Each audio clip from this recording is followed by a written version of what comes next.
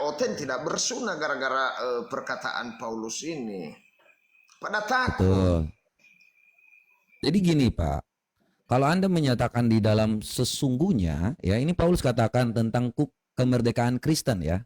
Jadi kita itu tidak mengikuti hukum Taurat lagi karena itu bukan yang namanya harus mengikuti apa yang menjadi tradisi. Makanya Paulus dikatakan seperti ini. Sesungguhnya aku Paulus berkata kepadamu, jikalau kamu menyunatkan dirimu, Kristus sama sekali tidak akan berguna bagimu. Jadi tidak ada hubungannya dengan sunat atau tidak. Sekali lagi, ini penegasan ya. Aku katakan kepada setiap orang yang menyunatkan dirinya bahwa ia wajib melakukan seluruh hukum Taurat. Jadi kalau Anda menyunatkan diri Anda melakukan semua yang ada dalam hukum Taurat. Contohnya seperti tidak makan babi, tidak makan lele, tidak yang namanya makan unta, makan kelinci. Semuanya dilakukan Pak. Jadi kalau Anda mau yang namanya melakukan seluruh hukum Taurat, dan Anda juga harus setiap kali berkurban. Ya, berkurban itu ya Anda mengerti ya pada hari kapan saja, karena kurban penghapusan itu Ibrani 9 ayat 22 jelas harus dengan darah karena Anda belum ditebus.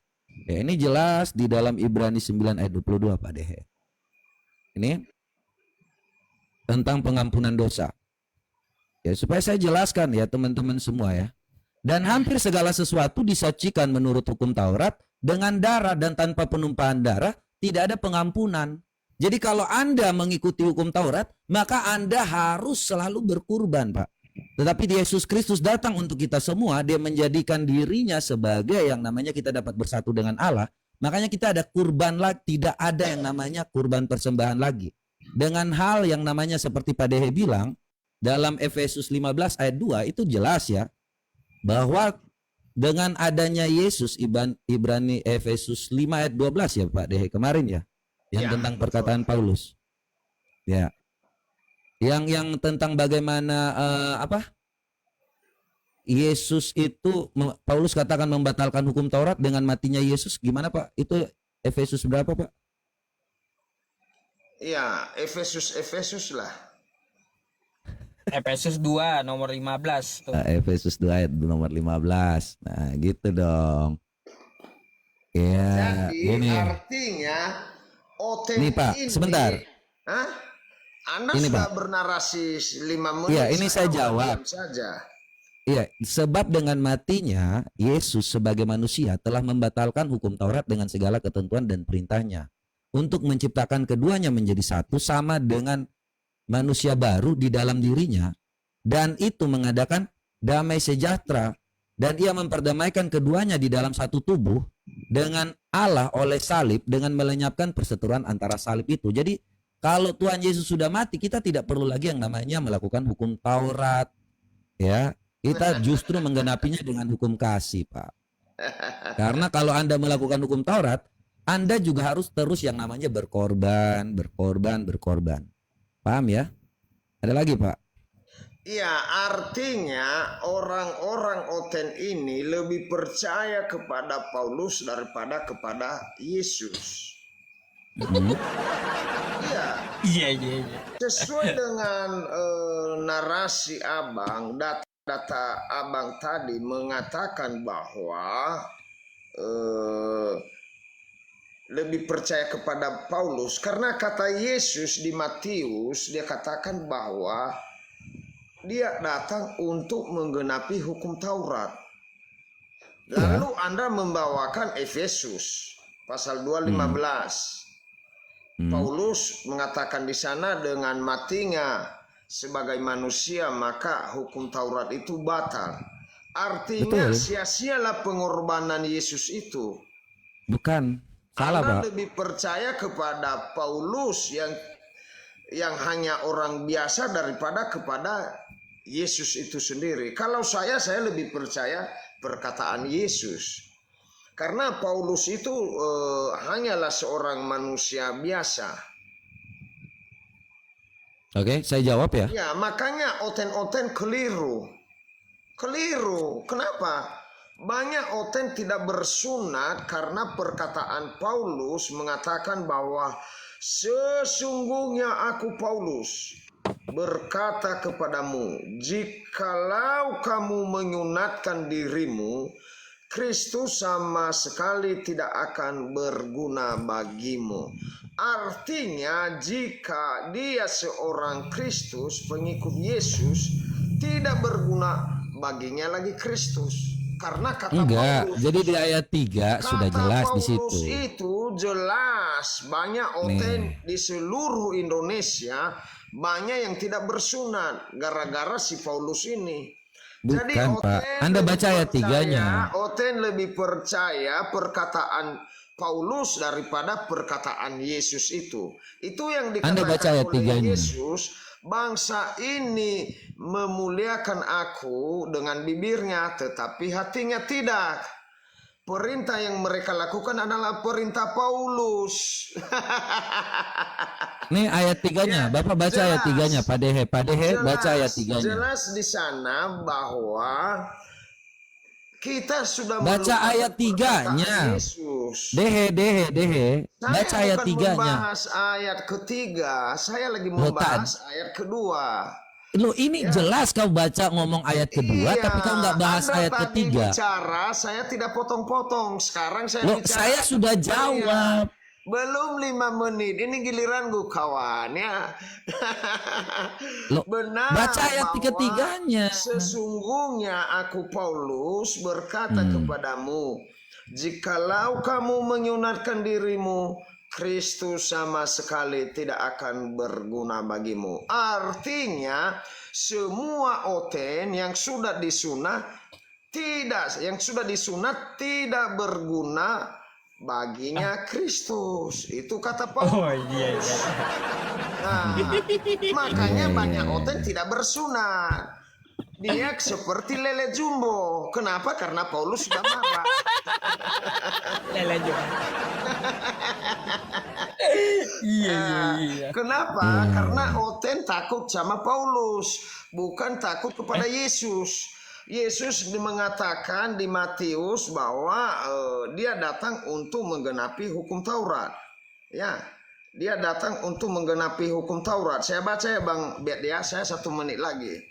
Janganlah kamu menyangka bahwa aku datang untuk meniadakan hukum Taurat atau kitab para nabi.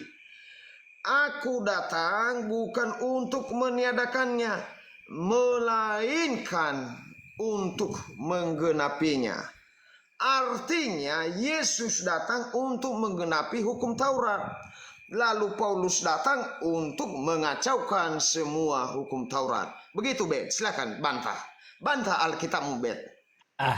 Baik, ya saya jawab ya. Kasih waktu nih 5 menit nih. Saya cukup 2 menit aja. Cukup 2 menit saya, nggak panjang-panjang saya. Jadi kalau Mana robetnya? Iya, ini saya dengar ya. Loh. Dengar ya. Ini ada nggak?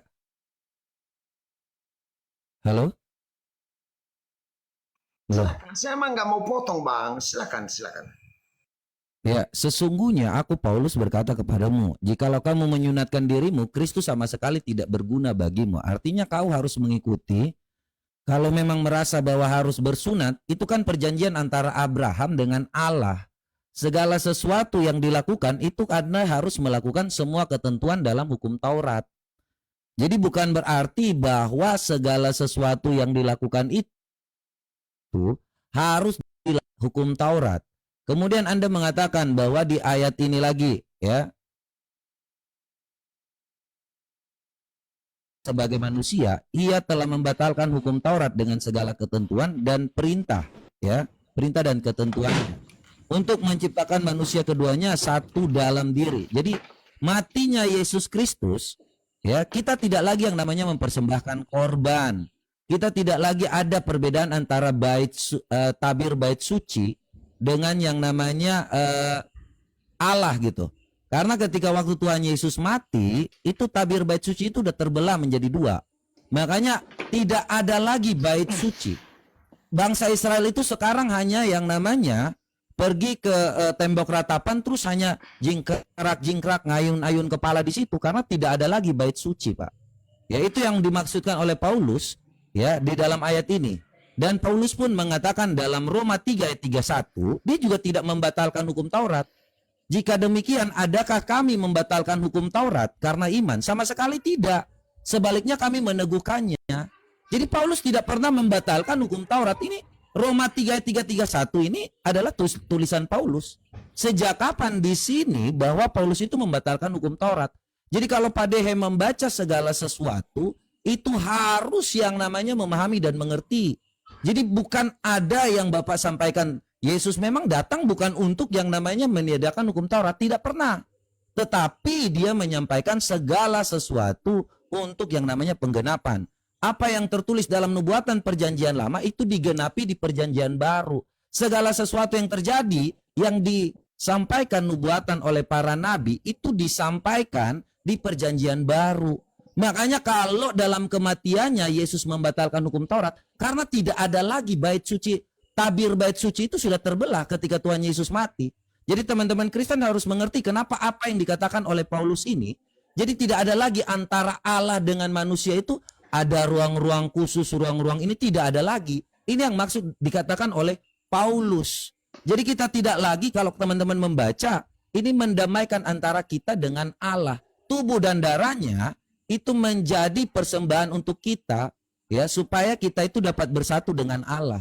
Dan hampir segala sesuatu itu disucikan menurut hukum Taurat dengan darah. Dan tanpa penumpahan darah tidak ada yang namanya dapat pengampunan. Begitu. Jadi kita itu diserahkan, ya, kita dimerdekakan oleh Allah karena melalui Yesus Kristus.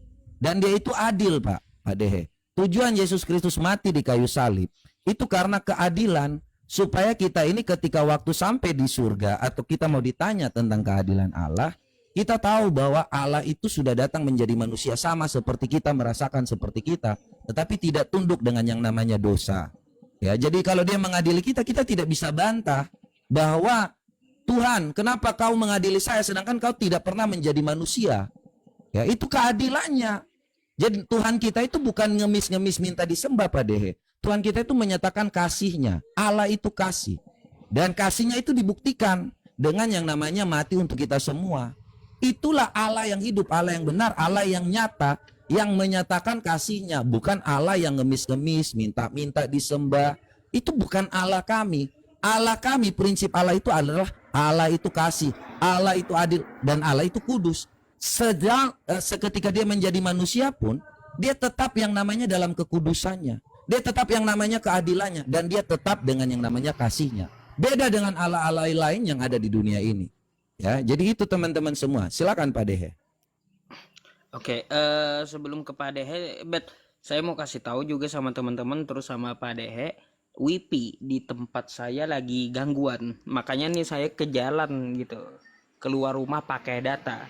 Kemungkinan mungkin ya setelah tanggapan Pak Dehe atau kayak gimana, mungkin 10 atau 15 menit lagi bisa kita akhiri gitu ya, karena takutnya putus gitu, Bet. Mungkin besok bisa kembali naik gitu. Oke. Bebas sih mana Pak Dehe-nya.